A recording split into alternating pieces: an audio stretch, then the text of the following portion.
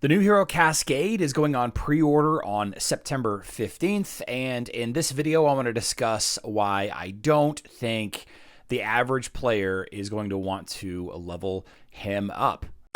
It's only a game. Why you have to be mad? What is up, heroes of Dominion? My name is Charlie. This is Hero Wars Central, and if you are looking for the most efficient way to play Hero Wars, the smart way, then you've come to the right place. This is Hero Wars Central. My name is Charlie, and I want to talk a little bit about Cascade. Now, earlier today, I put out a video, the 3 reasons why you might consider leveling Cascade when he goes live, when he's added to Hero Wars Dominion Era. And while, yes, we are still before the hero is even added into the game, and it is all speculation, I still do feel like they're pretty good reasons, be it the countering Dante or other dodge hero aspect of Cascade, the bonus damage, and the benefit supporting other mage teams with her revive blocker, her interaction with Lars and Krista. That's actually the first thing that I want to talk about is Cascade's interaction with Lars and Krista. One of the big problems that I saw whenever Lyria was added to the game, the hero Lyria is an undead hero, and everybody rushed to make an undead team. Well, I can tell you at the high levels, at the competitive levels, even at the mid-range levels, undead teams don't exist. They don't.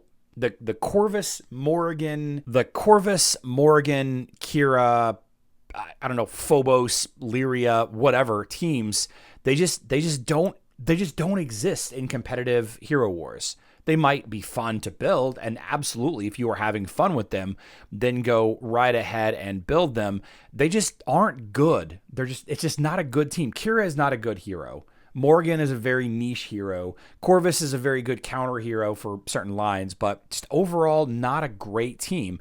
And, you don't really see most of those heroes. You see some of those heroes in the best Maestro teams. Like, for example, there's Corvus and Morgan right there. Lyria is part of the #1, best team for Maestro. Kira isn't really used for Maestro. Phobos definitely isn't used for Maestro. Osh, you do see Kira, but you could probably get away without using her, to be honest with you. The majority of the damage is from Zhu and Lyria in this line. Goose also is pretty good. You also see Corvus on the Osh team, but you don't really see Morgan either, and definitely no Phobos. So the undead team is not an efficient team to level, and the same thing can be said for the Watermark team or the Water team or whatever you want to call it. Lars and Krista are okay on offense, but they're not good on defense. They're just not. They've never have been. Well, there was a period like 5 years ago that they were good on defense, but Lars and Krista are not part of an effective team, an efficient team in any high-end play on defense or in any of the PvE stuff versus, Maestro in the city of Asgard or Osh in the city of Asgard. So there's just inefficient heroes. So what I don't want you to do is to be like, Cascade, new hero, I'm going to get Cascade, I'm going to level Cascade. That means that I also need to level Lars and Krista. Now, if you love Lars, if you love Krista, if you love Lars and Krista, go right ahead. Like, they're a great attacking team if you're careful, and they're going to do you just fine. You're just going to have to level up a bunch of other heroes to be effective versus Osh versus Maestro to be competitive in the Clash of Worlds. Your server level arena, whatever, it's fine. Have fun there, I guess. It's whatever.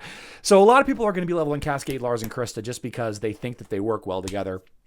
That's not a good enough reason, in my opinion. They may be strong. They may be a very, very strong trio of heroes, but I don't think it's the play. I think it's a theme team trap. The theme team trap. TTT. Theme team trap.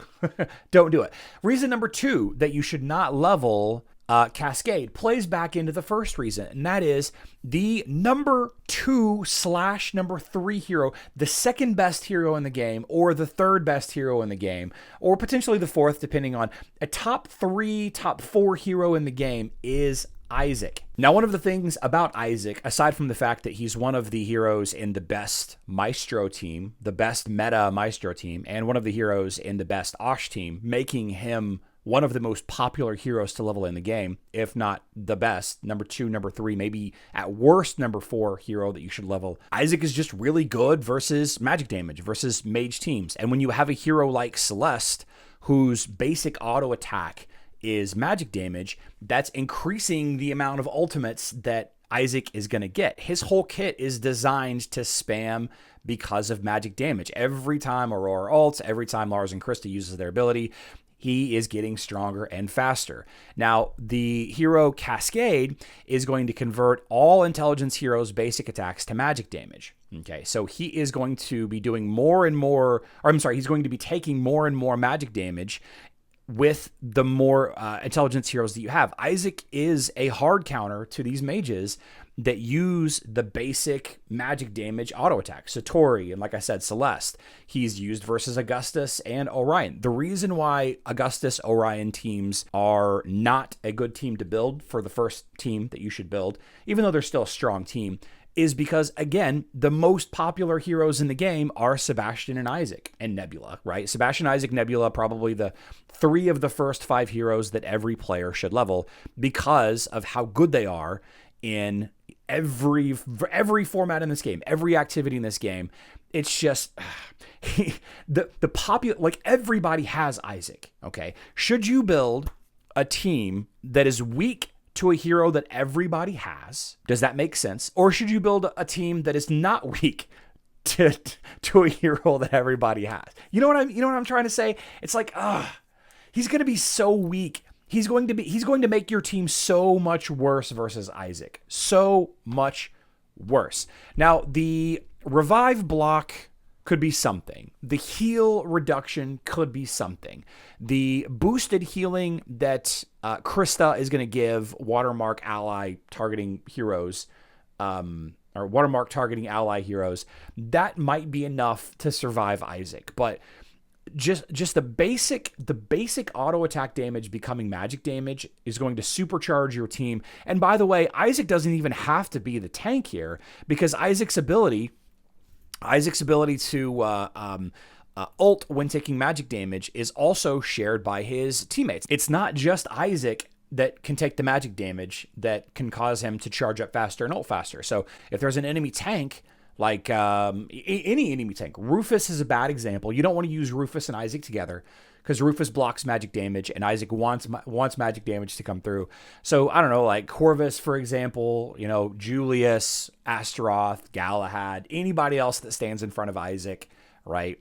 Receiving that magic damage is still going to cause Isaac to ult, fairly quickly. So I think Cascade is going to be a good hero. And what I would recommend everybody do in this event, and by the way, again, pre-order goes live on the 15th, which means probably the following Sunday night, a week later. So the 21st or 22nd or whatever it is probably when the Cascade event is going to be live. I would recommend everybody focusing on getting Cascade to 6-star. And that's it. Don't invest a ton into Cascade. Don't dump a bunch of glyphs. Don't dump a bunch of skin stones. Don't dump a bunch of artifact pieces. Don't do that because we just don't know how good he's going to be yet. And he's not a collaboration hero, which means he's not going to be a limited time only, which means eventually we'd be able to earn his soul stones in the soul atrium or in boxes or elsewhere. And the thing is like, if Cascade, Lars, and Krista end up being good versus Maestro because of watermark changes or something, if Cascade, Lars, and Krista end up becoming good versus Osh, again, because of Krista's changes or Cascade making them more effective, or individually if they become good at either of those teams, then yeah, I would recommend you level them. I would consider leveling them myself. But because Cascade, Lars, and Krista are probably not going to be good versus Osh and versus Maestro, and there are a ton of other heroes that do exactly what they do, better or worse, but close enough, right? There are better attacking teams There are better teams that counter revive. There are better teams that counter dodge.